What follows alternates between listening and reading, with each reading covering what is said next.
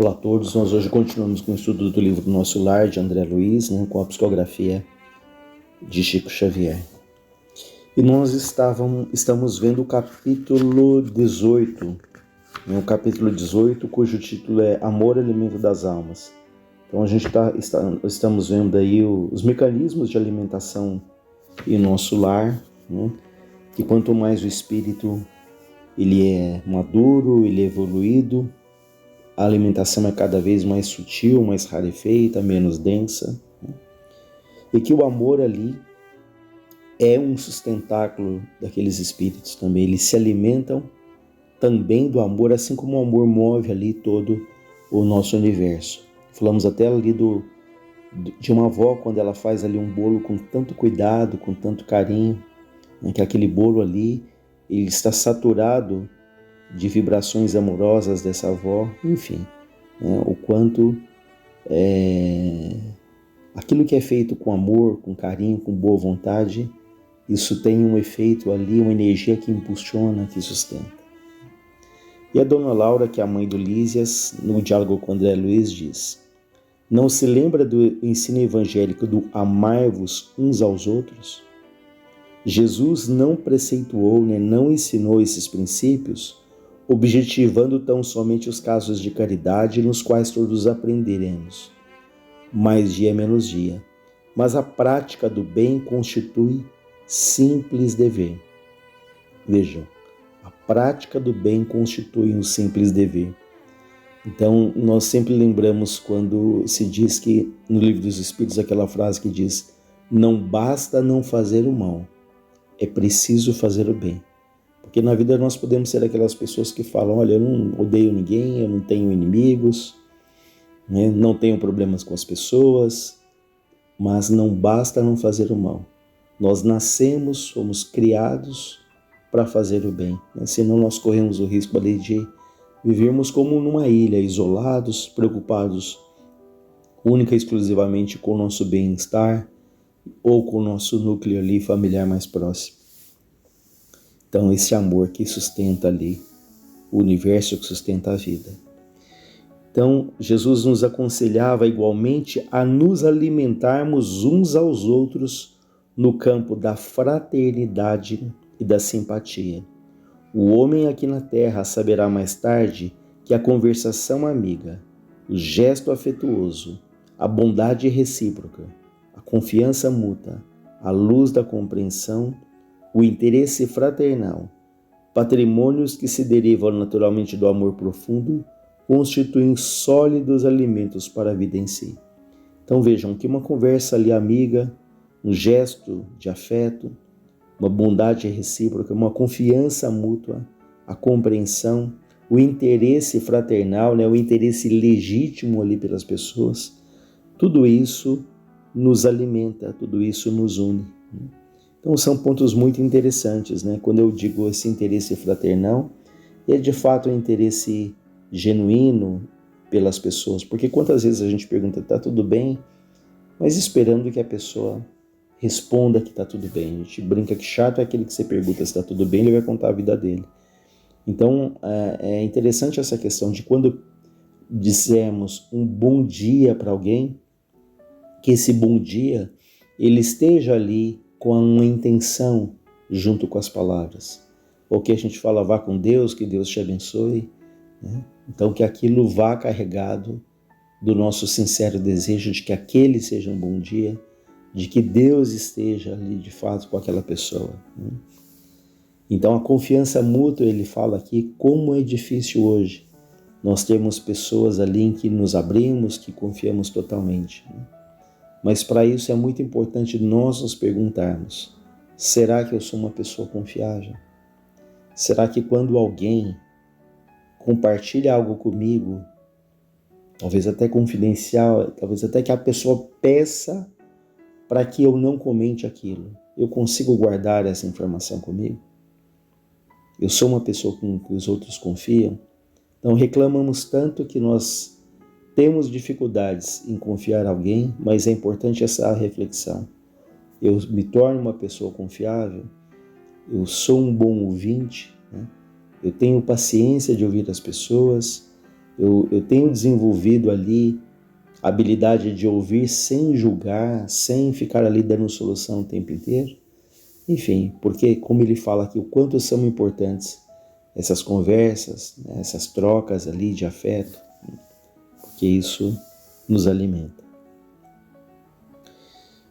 E ela continua dizendo: reencarnados na Terra, experimentamos grandes limitações, voltando para cá, né, para a espiritualidade.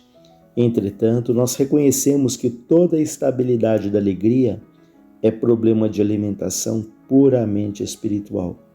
Então, alegria, paz do espírito, o que mantém, o que nutre são alimentos espirituais, como alguns exemplos foram colocados aqui. Formam-se lares, vilas, cidades e nações em obediência a imperativos tais.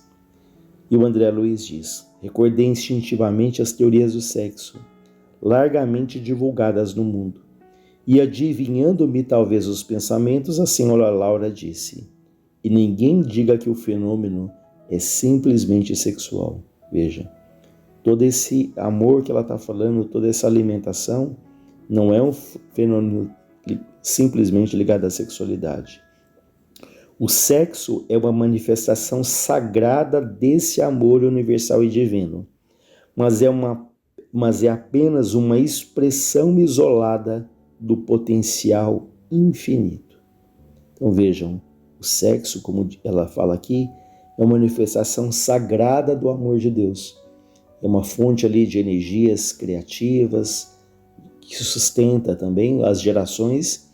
Elas se perpetuam, né, em função ali da procriação, né? Então o sexo tem não só essa função, mas a função ali sublime de alimento ali também entre as criaturas em que elas se sustentam, mas ela diz aqui, uma manifestação sagrada, mas é uma das expressões, uma das inúmeras expressões do amor de Deus, porque existem inúmeras outras expressões, né, do amor divino além do sexo.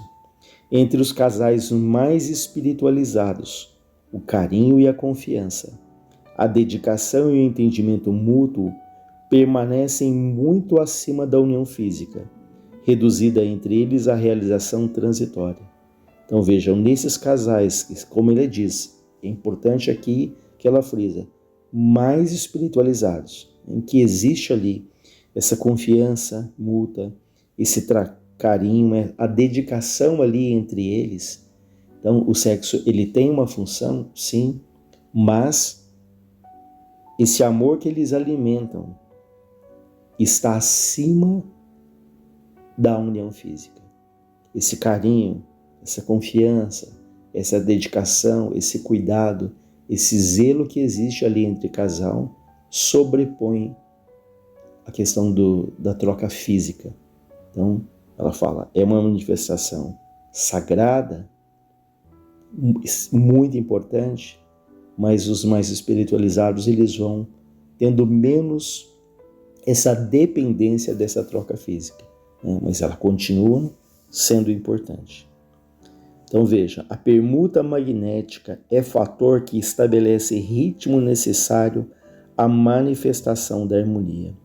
Para que se alimente a aventura, né, a alegria, basta a presença e às vezes apenas a compreensão. Então, vejam que nesses casais mais espiritualizados, às vezes a presença ali um junto do outro já basta, não é? E às vezes ele fala, talvez nem estejam ali fisicamente juntos, mas essa compreensão, esse sentimento ali de amar e o sentimento de se sentir amado, né, já estabelece ali a harmonia que esses casais procuram, né? Mas aqui, mais uma vez frisando, são esses casais mais espiritualizados e nós temos que trabalhar ali aos poucos, dia a dia, para alcançarmos aí essa condição. Valendo-se da pausa, Judite acrescentou: aprendemos em nosso lar que a vida terrestre se equilibra no amor, sem que a maior parte dos homens se aperceba disso.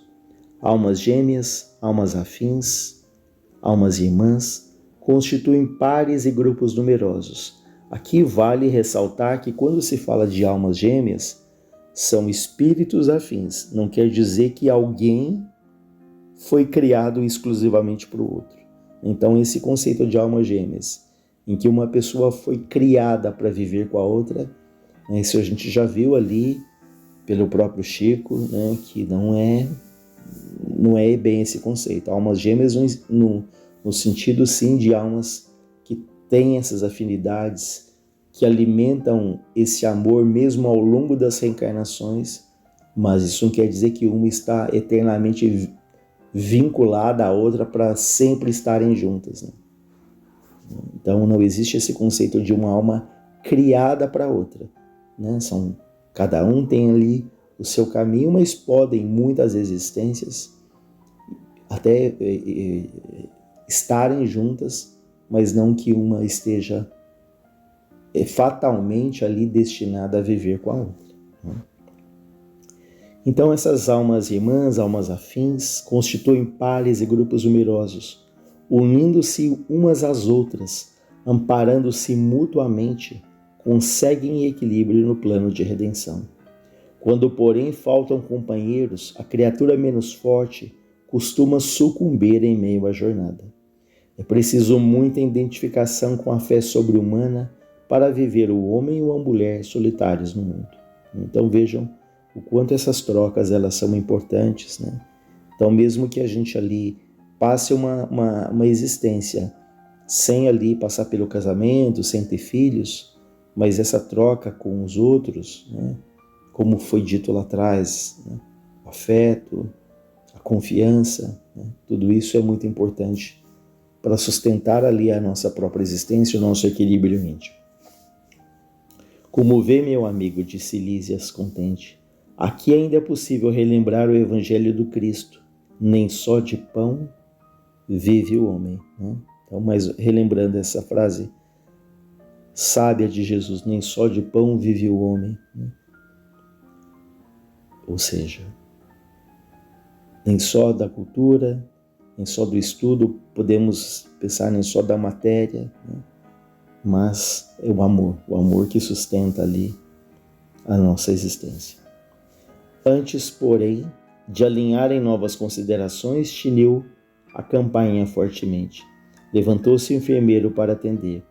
2 rapazes de fino trato entraram na sala.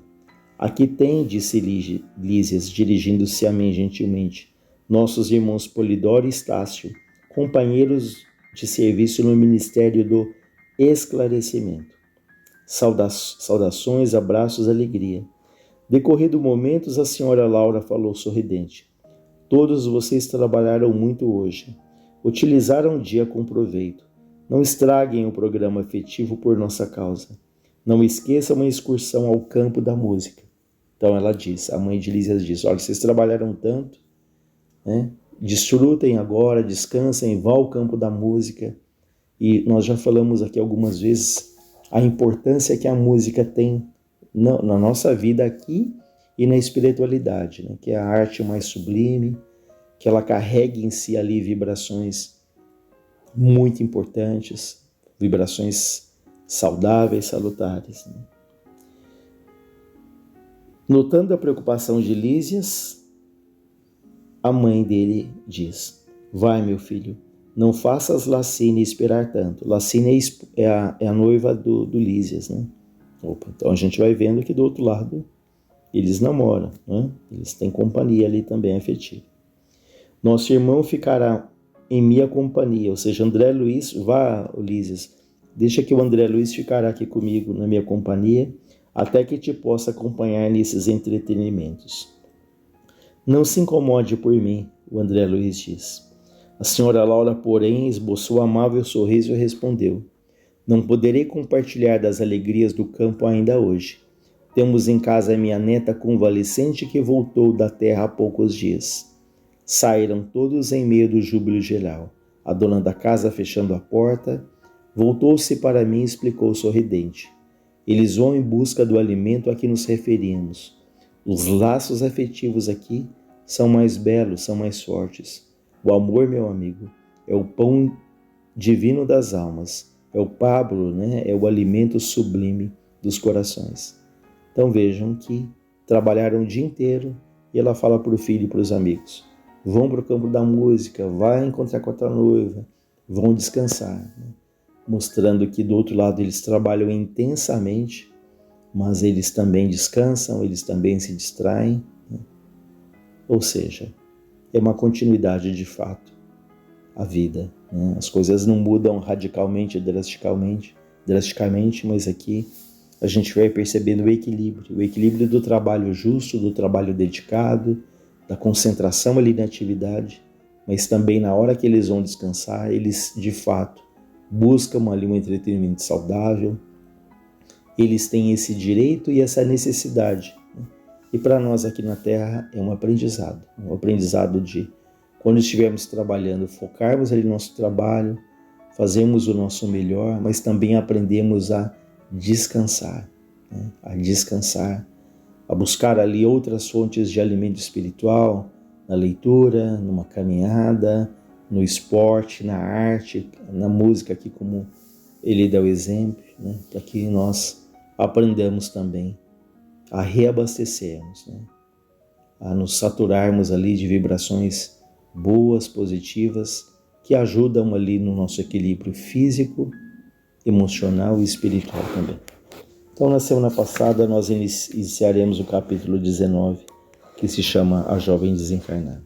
Que Deus nos ampare, nos fortaleça.